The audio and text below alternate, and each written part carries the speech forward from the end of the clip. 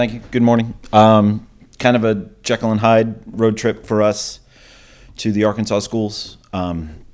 Played really well on Friday night against Arkansas State. I thought the kids did a really good job of following game plan. Biggest part of our game plan was controlling their pin hitters, especially their left sides, and I thought we did that really well. If I remember correctly, we held the three left sides of theirs that played two to hitting negative and one hitting about zero, so they weren't scoring on the left. And then on top of that, having to fight and come back in the first and second sets because we were down late. So the red zone is what we call points 20 and above. And we were down in the red zone or near the red zone in both of those sets, and being able to come back and win both of those. Kind of tanked in the third set against them. They played really well in that set. We were just too high error.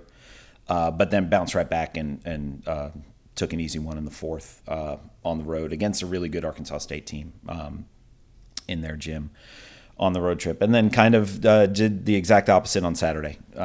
Did not play well at all at Little Rock. Extremely high error. And Little Rock played well. Little Rock did exactly everything they needed to do to beat us, and it wasn't anything different than what we saw on film. But we tanked, and that's the best way to describe it. You know, everybody, the staff, the players, that we just didn't pull it out against a team that was winless. And I think if you ask any coach out there in any sport, they're going to tell you that the winless team is the most dangerous team you ever play because they want to win. Nobody wants to go 0 on a season. They have a reason to play hard, and they have a reason to go after it. Because they want to pick up that first win, and that's exactly what Little Rock did. They played really well. They absolutely capitalized on our mistakes. It's one of those matches where, unfortunately, I look at the box score and we outstatted them. A lot of that, though, was the stats we put up in the second set where we beat them 25-9. But we outstatted them almost in every single category and still lost. But hats off to them. They played really, really well. They defended really well, which frustrated our team, I think. And we went from a Friday night match against Arkansas State where both of our lefts and our right side all had double-digit kills and hit over 200 to a Saturday match where I think only one of those three hitters had double-digit kills, and that was Vic, and she hit in the 140s. Longley had a bunch of kills. I'm sorry, Longley had double-digit kills. Longley had a bunch of kills, but also had a bunch of errors. She hit under 100, and Grace Morrison hit negative on the right. So when we're not producing points on the pins, you're going to struggle. So, I mean, the great thing about it is that we're 5-1. The loss against a team that's at the bottom of a division is the same as losing to a team that's at the top of the division. It's one loss. So we're still 5-1. Still having a really, really good conference season. And the speech in the locker room after Saturday was pretty simple. You know, we have to take that loss. And if you are feeling bad about it because it was to a team that was 0 wins, get over it really fast, or use it as motivation going into this week, because we play the team that's at the top of our division right now, a team that we were tied with up until Saturday night.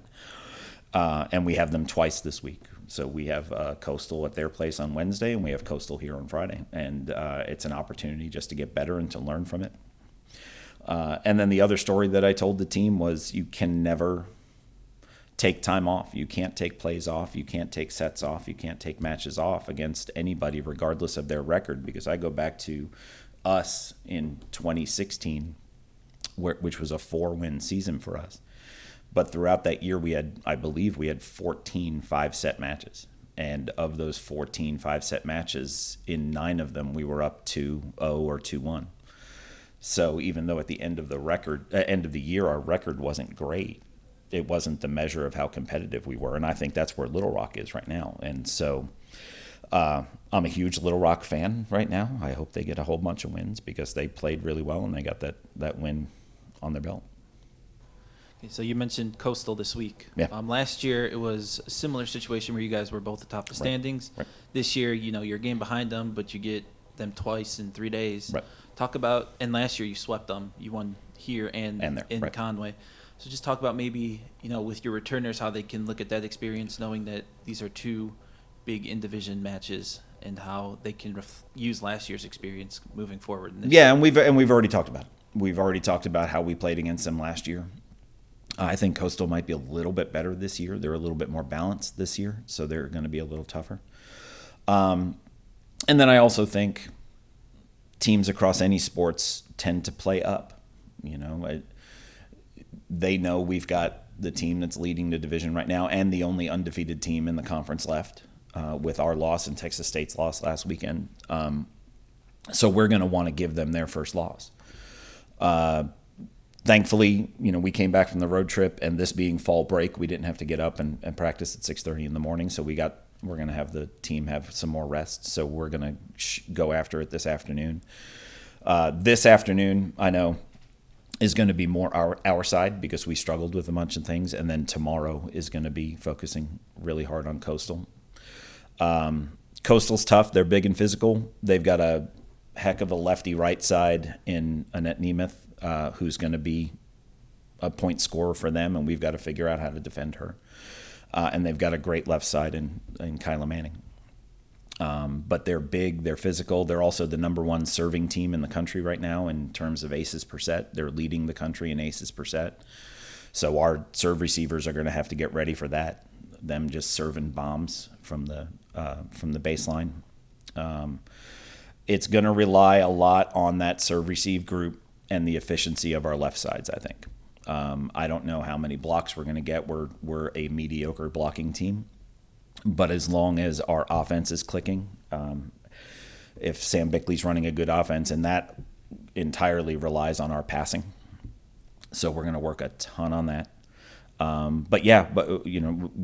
This is the fifth road match that we play in a row, and it's against a team that's undefeated in conference. So if we're not fired up to pick up that win at their place, I don't know what else we're going to need to do. Okay, and then we'll end with this. You're seeing them twice in 3 days. Mm-hmm. As a coach, right. Is that better, or is that a little more challenging because they'll know what you're doing? You'll see them on Wednesday, and then boom, 48 hours later, you'll see them again. Right. Just talk about how you prepare for seeing the same team twice in such a short amount of time. Well, it's actually something Joseph and I talked about 3 years ago when we moved into divisional play. And when we get the conference schedule, there's a midweek match against your travel partner, and then there's a single match weekend against your travel partner. And we're the furthest away than everybody else. Some people are 2 hours away. We're 5 hours away. So that year, Joseph and I talked about, hey, what do you think about playing both of the matches on a weekend rather than having this 5 hour midweek where we're rolling back from that? Now, and I know we're playing a midweek this year, but we have to play 2 matches anyway, and we have to play that opponent twice in a year anyway. So for me and Joseph, it didn't really matter. It's funny that there are other Sunbelt coaches who think that's a weird thing.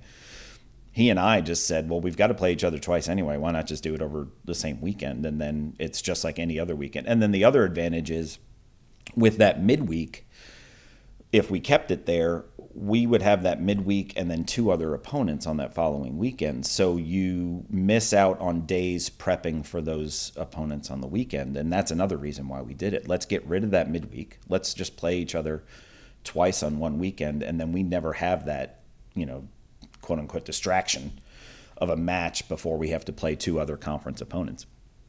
So I think it works out better for us. I think it works out better for our players. Because it's just like a regular weekend. We don't have that all of a sudden 5 hour midweek trip in the middle of the season, and we don't. It honestly, the preparation is easier too because you're only prepping for one team. You're not prepping for 2 matches of teams that might be very, very different from each other. We're prepping for the same team. We just happen to be playing 2 in the same team twice. So I like it a lot, and Joseph does too. And the reason why we did the midweek this year is because we were on fall break, so we're able to practice today and tomorrow and then leave tomorrow and get out there, and we're not missing any classes except for Wednesday for that midweek match.